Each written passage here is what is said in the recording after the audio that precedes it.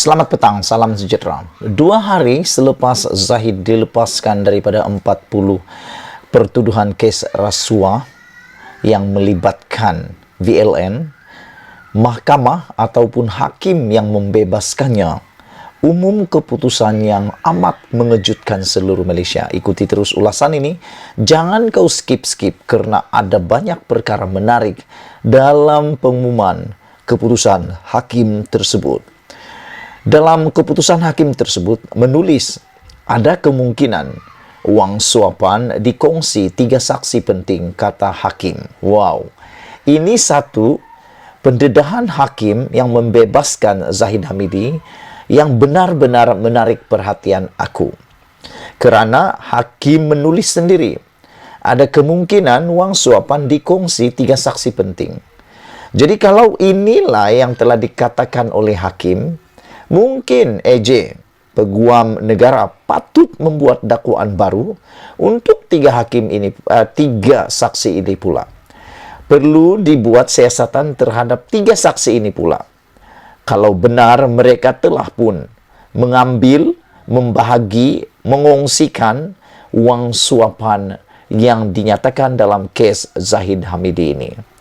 Keputusan ini memang mengejutkan selepas 2 hari dibebaskan daripada penghakiman ataupun dibebaskan daripada 40 kes tuduhan jenayah rasuah tersebut.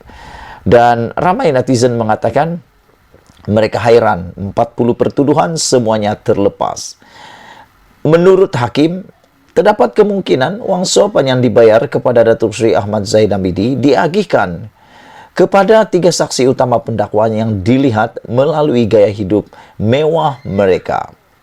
Hakim Datuk Muhammad Yazid Mustafa dalam penghakiman telah berkata, rongan komentar yang dibiarkan kosong pada ledger syarikat Ultra Kirana Serin Berhad menimbulkan kemungkinan rumusan wang suapan diagihkan kepada saksi seperti yang dicadangkan oleh Peguam Bela Presiden UMNO itu. Ketiga-tiga saksi utama pendakwaan itu adalah bekas pengerusi UKSB Harry Lee Vui Kun dan Wan Quraisy serta bekas pengurus pentadbiran UKSB David Tan.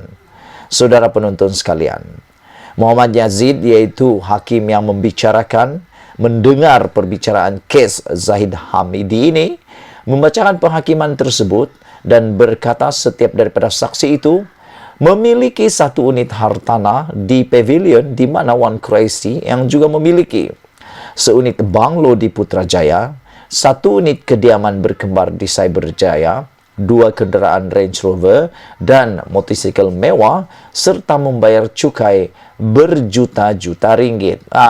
Ini semua mendedahkan satu perkara yang mengejutkan kita semua. Dari mana mereka dapat duit sebegitu banyak? Itu yang menjadi persoalan. Dan yang luar biasa lagi, yang bagusnya ialah, walaupun mereka ini semua adalah isu yang boleh dipersoalkan, tapi tetap bayar cukai. Membayar cukai berjuta-juta ringgit. Maknanya, mereka masih tunaikan tanggung jawab bayar cukai. Dan cukai mereka itu, baru cukai saja sudah juta ringgit. Berapakah pula nilai aset mereka? Jangan pula ada orang yang tak bayar cukai. Najib dituduh dan telah diminta oleh LHDN untuk membayar 1.7 bilion bersama dengan anaknya. Tunggakan cukai itu. Yang ini bagus, bayar cukai. Najib masih lagi dalam proses penghakiman, rayuan untuk tunggakan cukai LHDN 1.7 juta bilion. 7 juta bilion, salah. RM 1.7 bilion.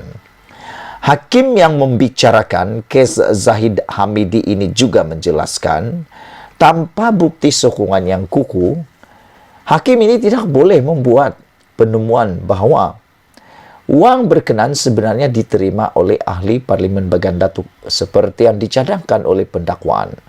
Berdasarkan transaksi direkodkan dalam ledger tanpa rekod bukti melalui tanda nota Z dan ZH.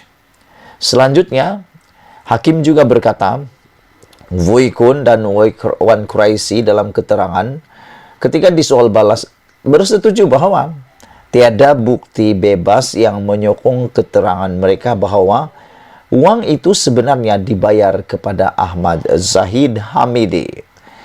Amat mengejutkan bahawa Seong Sun, individu yang membuat ledger UKSB, mengakui ketika disoal balas bahawa penyerahan kedua wang suapan berjumlah RM3 juta yang dimasukkan dalam sebuah bagasi adalah keterangan yang difikirkan kemudian, kata hakim itu lagi. Kerana menurut hakim, sebelum ini wang-wang tunai yang dibayar kepada Zahid itu dimasukkan dalam sampul. Dan hakim mengatakan beliau tidak dapat membayangkan bagaimana 600,000 Singapura dolar dimasukkan di dalam sebuah sampul surat dalam nilai mata wang Malaysia 1.3 juta.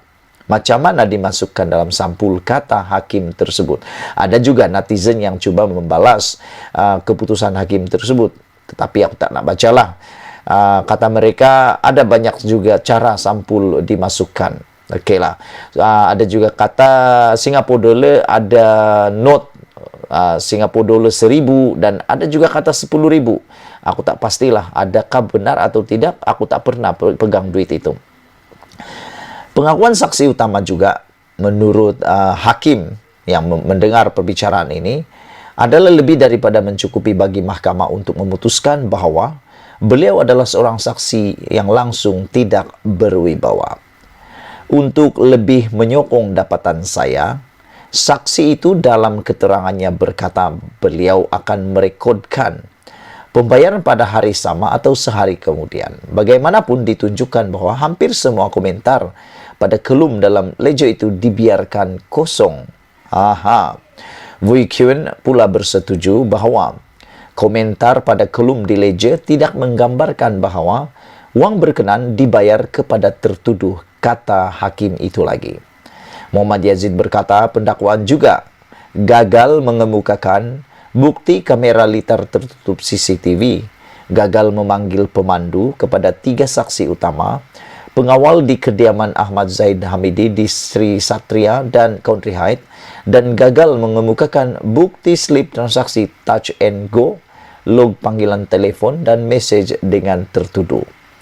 Makna kata, kalau pendakwaan berjaya membuktikan melalui CCTV, memanggil pemandu dan pengawal kediaman Zahid Hamidi, juga dapatkan slip transaksi touch and go dan log panggilan telefon dan mesej yang dengan tertuduh, maka Zahid tidak akan terlepas. Jadi, itulah dia pendapatan hakim yang membuatkan kita semua terkejut tentang kes Zahid Hamidi. Sekian dulu Malaysia kita punya, kita juga sama-sama cintai Malaysiaku. Bye-bye.